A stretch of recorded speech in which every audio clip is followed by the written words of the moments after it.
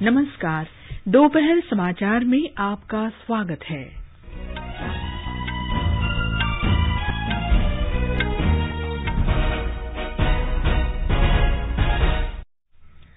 राष्ट्रपति रामनाथ कोविंद ने आज वर्ष 2021 के लिए पद्म पुरस्कार प्रदान किए। असम के पूर्व मुख्यमंत्री तरुण गोगोई, गुजरात के पूर्व मुख्यमंत्री केशुभाई पटेल और पूर्व केंद्रीय मंत्री रामविलास पासवान को मरणोपरांत पद्म भूषण से सम्मानित किया गया। अफगानिस्तान की स्थिति पर भारत द्वारा आयोजित दिल्ली क्षेत्रीय सुरक्षा संवाद कल नई दिल्ली में होगा।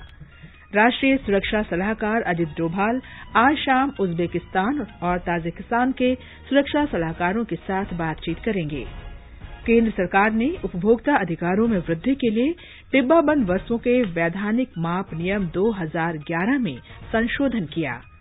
राष्ट्रव्यापी टीकाकरण अभियान के अंतर्गत अब तक 109 करोड़ 12 लाख से अधिक कोविड रोधी टीके लगाए गए। उत्तर प्रदेश सरकार ने इस महीने के अंत तक प्रतिदिन राज्य के 25 से 30 लाख पात्र लोगों को कोविड का पहला टीका लगाने का लक्ष्य तय किया। ब्रिटेन ने अपने देश में आने वाले यात्रियों के लिए भारत में निर्मित कोवैक्सीन टीके को मान्यता दी। तमिलनाडु में राहत और बचाव कार्य जोरों पर, मौसम विभाग ने 3 दिन के लिए रेड अलर्ट जारी किया। 4 दिन चलने वाली छठ पूजा के दूसरे दिन आज खरना है और आईसीसी 2020 क्रिकेट विश्व कप के पहले सेमीफाइनल में कल इंग्लैंड और न्यूजीलैंड आमने सामने होंगे।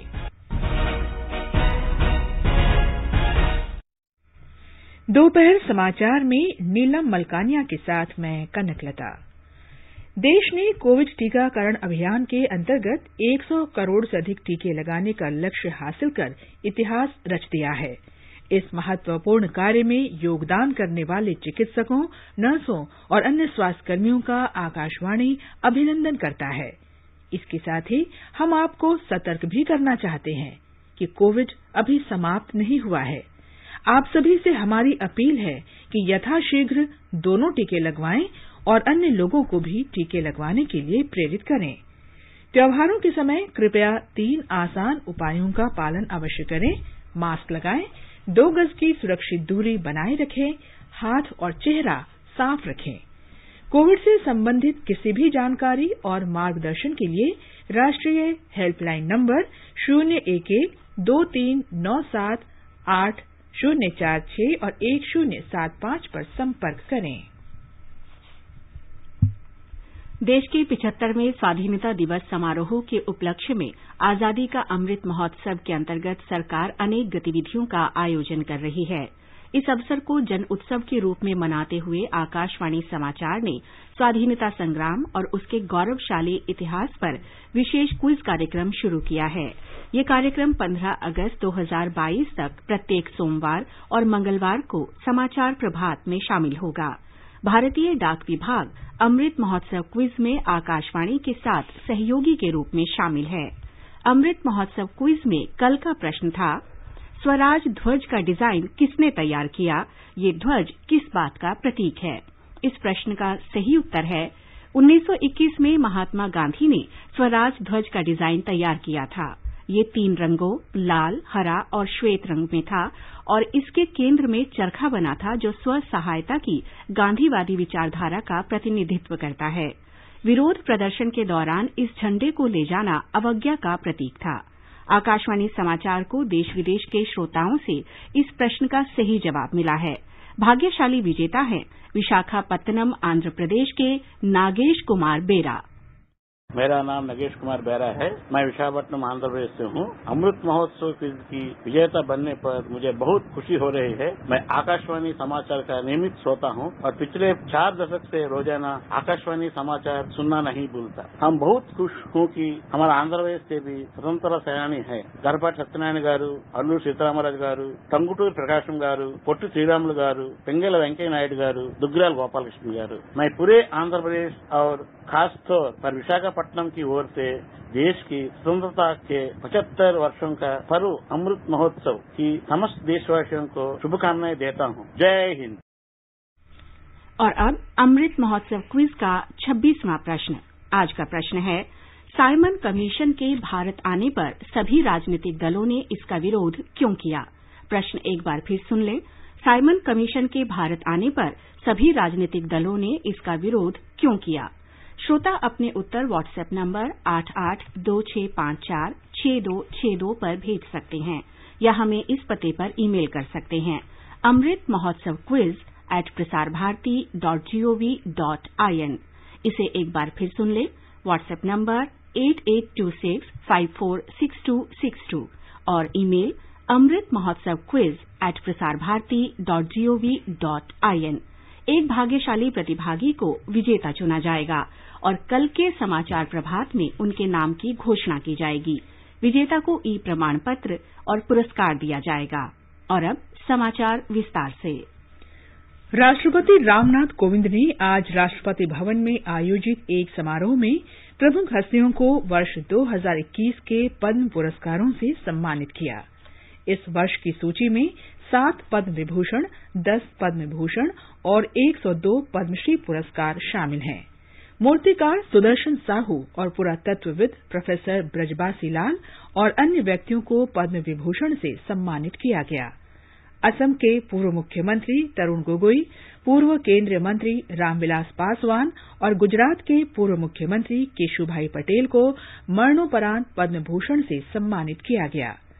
पद्म भूषण पाने वालों में पूर्व लोकसभा अध्यक्ष सुमित्रा महाजन, सेवानिवृत्त लोक सेवक नृपेंद्र मिश्रा और अन्य हस्तियां शामिल हैं। पद्मश्री पुरस्कार की सूची में सामाजिक कार्यकर्ता लक्ष्मी बरुआ, लोक संगीतकार गोपीराम बारगयान बुरभाकट, कलाकार दुलारी देवी, संगीतज्ञ बॉम्बे जयश्री और अस्थि रोग विशेषज्ञ डॉक्टर BKS संजय शामिल हैं। आकाशवाणी से बातचीत में डॉक्टर BKS संजय ने कहा कि पुरस्कार प्राप्त करना उनके लिए गौरव की बात है। बड़े सौभाग्य की बात है। वैसे तो मुझे बहुत पुरस्कार मिले, लेकिन राष्ट्रीय नागरिक सम्मान मिलना, वो भी पद्म पुरस्कार मिलना, तो एक तो बड़े सौभाग्य की बात है और मेरे लिए भी बहुत खुशी की बात है। न केवल मेरे लिए, मेरे परिवार के लिए और मेरे प्रदेश के लिए बड़े खुशी की बात है। गोवा की पूर्व राज्यपाल मृदुला सिन्हा को मरणोपरांत ये सम्मान दिया गया। राष्ट्रपति ने कल 2020 के लिए पद्म पुरस्कार प्रदान किए थे। देश के प्रतिष्ठित नागरिक सम्मान पद्म पुरस्कार 3 श्रेणियों में प्रदान किए जाते हैं: पद्म विभूषण, पद्म भूषण और पद्मश्री। ये पुरस्कार कला, समाज सेवा, विज्ञान, व्यापार, चिकित्सा, साहित्य, खेल और नागरिक सेवाओं सहित विभिन्न विषयों और क्षेत्रों में विशेष योगदान के लिए दिए जाते हैं। प्रधानमंत्री नरेंद्र मोदी ने पद्म पुरस्कारों से अलंकृत सभी लोगों को बधाई दी है। श्री मोदी ने कहा कि उन्हें प्रसन्नता है कि जमीनी स्तर से जुड़े लोगों को जनहित कार्यों में अनुकरणीय प्रयासों के लिए सम्मानित किया जा रहा है। अफगानिस्तान की स्थिति पर भारत द्वारा आयोजित होने वाला दिल्ली क्षेत्रीय सुरक्षा संवाद कल नई दिल्ली में होगा। ये संवाद राष्ट्रीय सुरक्षा सलाहकारों के स्तर पर आयोजित किया जाएगा और इसकी अध्यक्षता भारत की राष्ट्रीय सुरक्षा सलाहकार अजीत डोभाल करेंगे।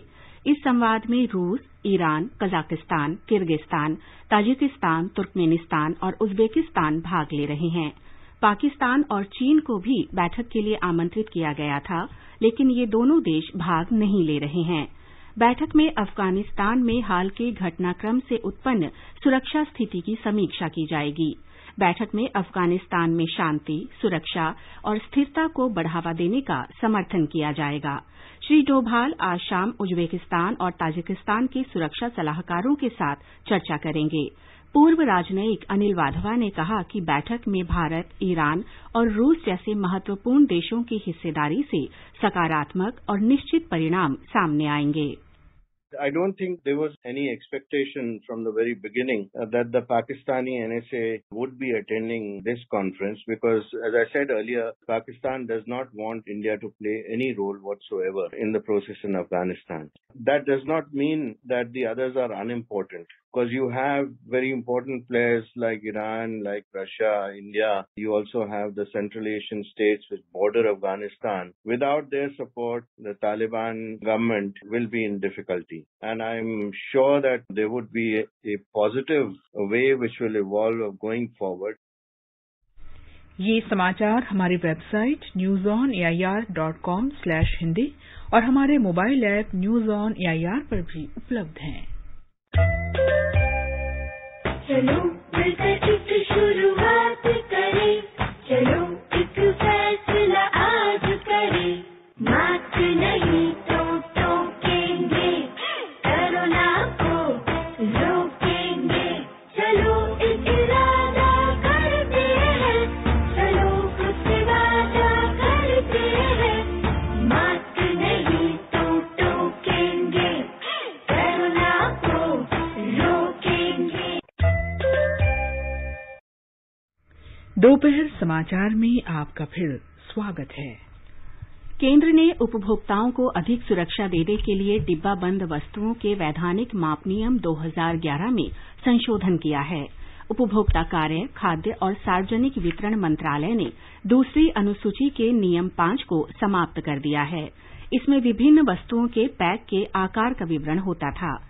एक नया प्रावधान लाया गया है जिसमें पहले से पैक की वस्तुओं की इकाई का दाम दर्शाया जाएगा, जिससे उपभोक्ताओं को खरीदते समय कीमतों की तुलना करने में सुविधा होगी। ये संशोधन अगले वर्ष 1 अप्रैल से लागू होगा। डिब्बा बंद सामान पर उत्पादन तिथि अंकित करना अनिवार्य कर दिया गया है। सार्वजनिक क्षेत्र की तेल कंपनियां देशभर के प्रमुख शहरों और राष्ट्रीय राजमार्गों पर मिशन मोड पर 22,000 इलेक्ट्रिक वाहन चार्जिंग स्टेशन स्थापित करेंगी। पेट्रोलियम और प्राकृतिक गैस मंत्री हरदीप पुरी ने अपने ट्वीट में कहा है कि इंडियन ऑयल कॉर्पोरेशन 10,000 ऐसे स्टेशन स्थापित करेगा। राष्ट्रीय कोविड टीकाकरण अभियान के तहत अब तक 109 करोड़ 12 लाख से अधिक कोविड रोधी टीके लगाए जा चुके हैं। कल कोविड के 10,000 से अधिक नए रोगियों की पुष्टि हुई है। स्वास्थ्य मंत्रालय के अनुसार स्वस्थ होने की दर 98.25% है। कल 12,000 से अधिक रोगी स्वस्थ हुए हैं। देश में अब तक कुल 3 करोड़ 37 लाख से अधिक लोग ठीक हो चुके हैं। अब तक 61 करोड़ 72 लाख से अधिक कोविड नमूनों की जांच की जा चुकी है। कल 10,85,000 से अधिक नमूनों की कोविड जांच की गई। केंद्र सरकार ने राज्यों और केंद्र शासित प्रदेशों को अब तक 116 करोड़ 89 लाख से अधिक कोविड रोधी टीके उपलब्ध कराए हैं। स्वास्थ्य मंत्रालय ने कहा है कि राज्यों और केंद्र शासित प्रदेशों के पास अब भी 15 करोड़ 92 लाख से अधिक टीके मौजूद हैं।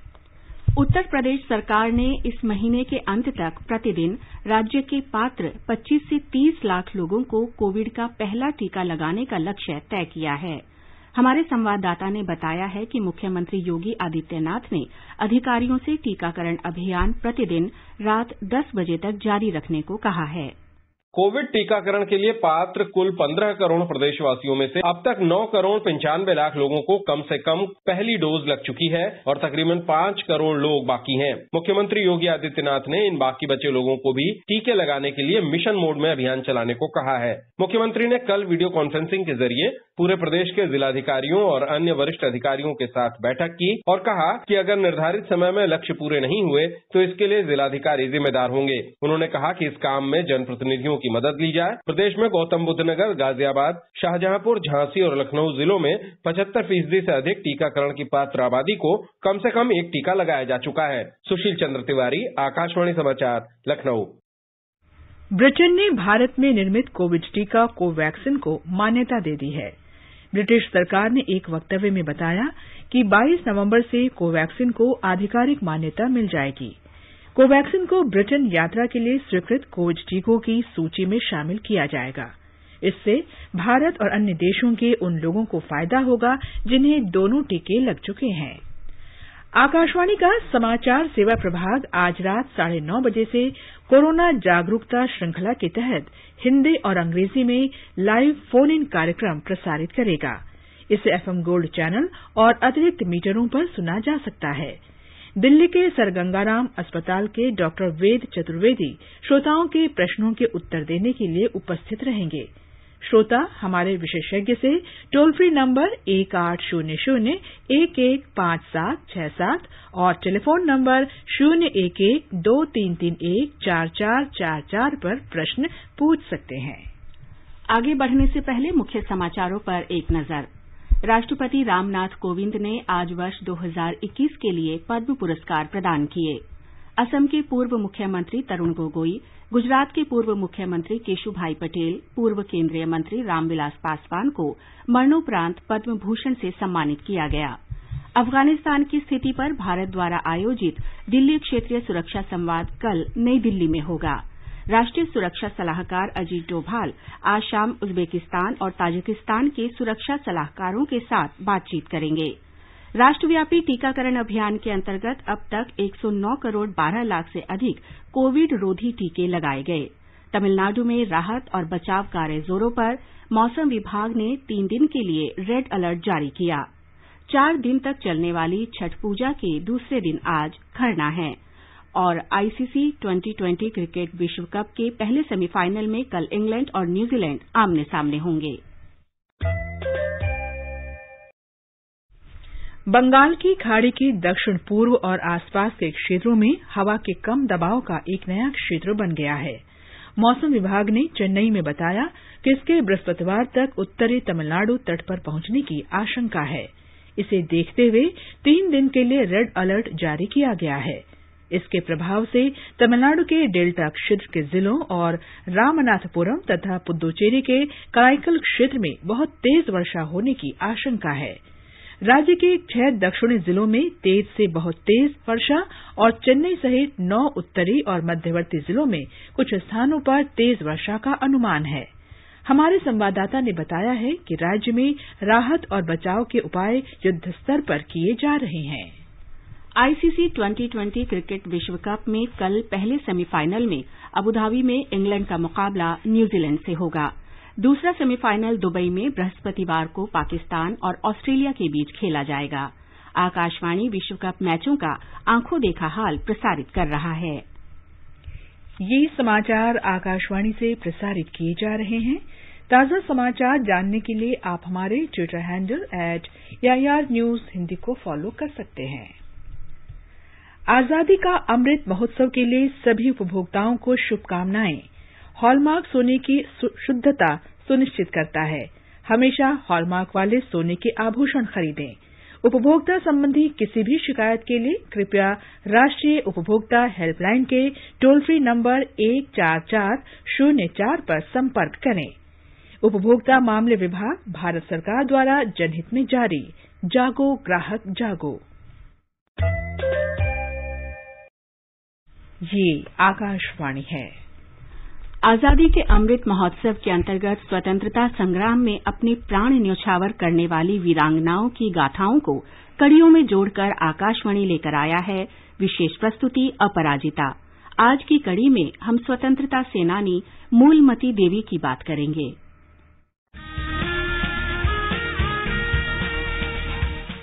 भारत के स्वतंत्रता संग्राम में अनगिनत स्वतंत्रता सेनानियों ने अपने प्राणों की आहुति दी। कुछ इतिहास में अमर हो गए और कई गुमनाम। आजादी के अमृत महोत्सव के अंतर्गत 75 कड़ियों की श्रृंखला में हम उन वीरांगनाओं की बात करेंगे जिनका योगदान कभी भुलाया नहीं जा सकता। प्रत्येक मंगलवार परिक्रमा में सुनिए अपराजिता, देश की वीरांगनाओं को आकाशवाणी का सादर नमन।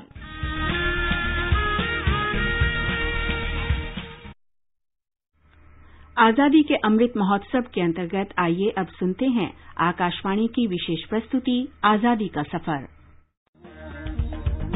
आजादी का अमृत महोत्सव।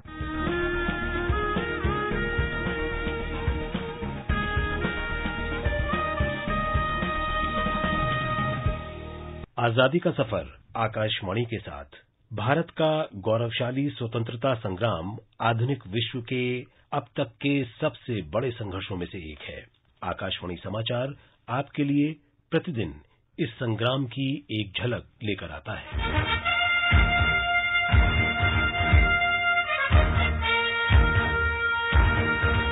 9 नवंबर 1947 को जूनागढ़ का भारत में विलय हुआ था।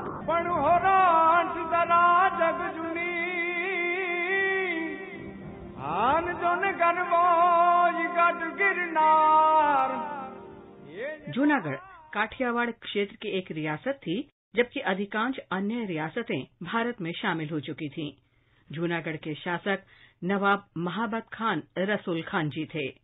मई 1947 में कराची के शाह नवाज भुट्टो जूनागढ़ के दीवान बने। उन्होंने 15 अगस्त को पाकिस्तान में शामिल होने का फैसला किया।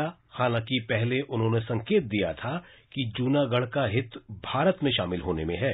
जूनागढ़ के लोगों की लोकप्रिय मांग को पूरा करने के लिए तत्कालीन प्रधानमंत्री जवाहरलाल नेहरू ने पाकिस्तान को विलय के संबंध में जूनागढ़ के लोगों के फैसले को स्वीकार करने और इसका पालन करने का प्रस्ताव दिया।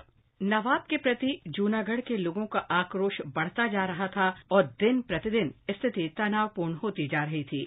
नेहरू जी के प्रस्ताव पर 1 महीने से अधिक समय तक पाकिस्तान से कोई प्रतिक्रिया न मिलने के बाद भारत ने अपनी ओर से उपाय किए। जूनागढ़ के खिलाफ सैन्य कार्रवाई की आशंका से नवाब अपने परिवार और अपने पालतू कुत्तों के साथ हवाई मार्ग से कराची भाग गए और 8 नवंबर को भारत सरकार को राजकोट में क्षेत्रीय आयुक्त के माध्यम से जूनागढ़ का प्रशासन संभालने को कहा। 9 नवंबर 1947 को जूनागढ़ का प्रशासन राजकोट आयुक्त M.N. बुच को सौंप दिया गया। भारत ने संकेत दिया था कि वो जनमत संग्रह के माध्यम से इस व्यवस्था को औपचारिक रूप देना चाहेगा। 20 फरवरी 1948 को ये जनमत संग्रह कराया गया। लगभग 2 लाख पंजीकृत मतदाताओं में से केवल 91 ने पाकिस्तान में विलय के पक्ष में वोट डाला और इस तरह लोगों की इच्छा से जूनागढ़ रियासत भारत का हिस्सा बन गई।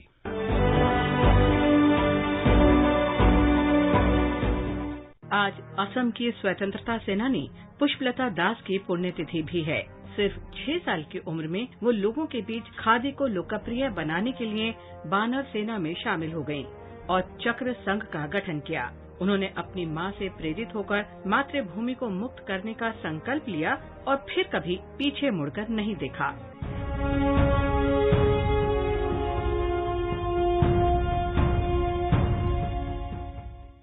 चौदह साल की उम्र में भगत सिंह की फांसी का विरोध करने पर उन्हें हाई स्कूल से निकाल दिया गया था।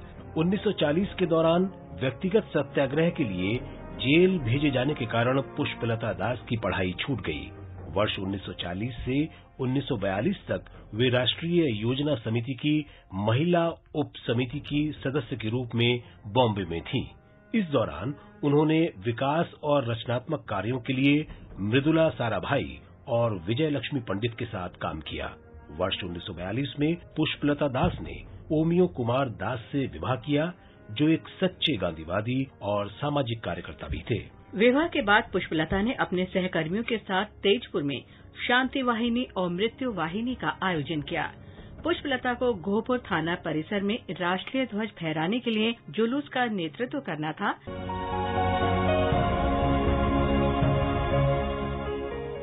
लेकिन भाग्य ने अपना खेल खेला और जुलूस की कमान पुष्पलता दास के बजाय कनकलता बरुआ ने संभाली और वे ब्रिटिश गोलियों का शिकार हो गईं। स्वतंत्रता के बाद पुष्पलता दास संसद सदस्य बनी। उन्होंने एक प्रसिद्ध असमिया पत्रिका जयंती के संपादक के रूप में भी काम किया। पुष्पलता दास को स्वतंत्रता आंदोलन में उनके उल्लेखनीय योगदान के लिए भारत सरकार द्वारा ताम्रपत्र की पेशकश की गई थी, लेकिन उन्होंने इसे स्वीकार करने से इनकार कर दिया। इस महान विभूति ने 9 नवंबर 2003 को 88 वर्ष की आयु में अंतिम सांस ली। आज प्रमुख राष्ट्रवादी संपादक और स्वतंत्रता सेनानी श्री कोटम राजू रामाराव की 125वीं जयंती भी है। उनका जन्म 9 नवंबर 1896 में चीराला, आंध्र प्रदेश में हुआ था। वरिष्ठ संपादक श्री कोटम राजू रामाराव ने लाला लाजपत राय के अखबार द पीपल सहित अविभाजित भारत के कई बड़े शहरों में 25 से अधिक अखबारों में काम किया। वे लखनऊ से प्रकाशित दैनिक नेशनल हेरल्ड के संपादन के लिए भी याद किए जाते हैं, जिसकी स्थापना 1938 में जवाहरलाल नेहरू ने की थी। अगस्त 1942 में श्री रामाराव को नेशनल हेरल्ड में लिखे उनके संपादकीय के कारण 6 महीने के लिए जेल भेज दिया गया था। उन्होंने लखनऊ की कैंप जेल में कांग्रेस सत्याग्रहियों को यातनाएं दिए जाने के लिए ब्रिटिश सरकार की कड़ी आलोचना की थी। भगत सिंह के ऐतिहासिक लाहौर षड्यंत्र मामले से संबद्ध शिव वर्मा और जयदेव कपूर जेल की कोठरी में उनके साथ थे। श्री रामाराव 1952 में अविभाजित मद्रास राज्य से कांग्रेस उम्मीदवार के रूप में राज्यसभा के लिए चुने गए। रामाराव ने सेवाग्राम आश्रम में बापू के साथ भी काम किया, जो उन्हें फाइटिंग एडिटर कहते थे। अटल बिहारी वाजपेयी ने रामाराव को भारतीय पत्रकारिता के द्रोणाचार्य की संज्ञा दी थी। इसके साथ ही आजादी का सफर आकाशवाणी समाचार के साथ श्रृंखला का ये अंक समाप्त हुआ। मिलते हैं कल अगली कड़ी में।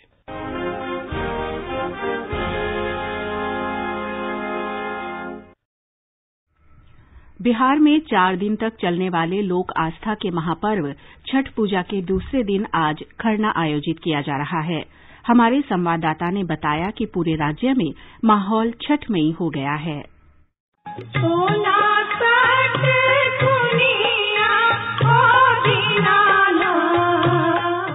छठ व्रती आज दिन भर का उपवास रखते हैं और शाम में भगवान सूर्य की उपासना के बाद प्रसाद ग्रहण करते हैं। इसके बाद श्रद्धालु 36 घंटे तक निर्जला उपवास रखते हैं। कल अस्ताचलगामी सूर्य को अर्घ दिया जाएगा। गुरुवार को उदयमान सूर्य को अर्घ देने के साथ ही 4 दिन तक चलने वाला छठ महापर्व का समापन हो जाएगा। अनहोनी घटना को टालने के लिए एनडीआरएफ की टीमों को भी तैनात किया गया है। आकाशवाणी समाचार के लिए पटना से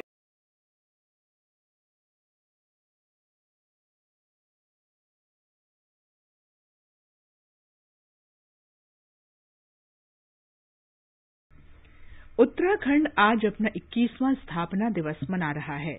इस अवसर पर राज्य भर में अनेक कार्यक्रम आयोजित किए जा रहे हैं। राष्ट्रपति रामनाथ कोविंद, प्रधानमंत्री नरेंद्र मोदी, गृहमंत्री अमित शाह, उत्तराखंड के राज्यपाल गुरमीत सिंह, मुख्यमंत्री पुष्कर सिंह धामी उत्तराखंड के स्थापना दिवस के अवसर पर राज्य के लोगों को बधाई दी है।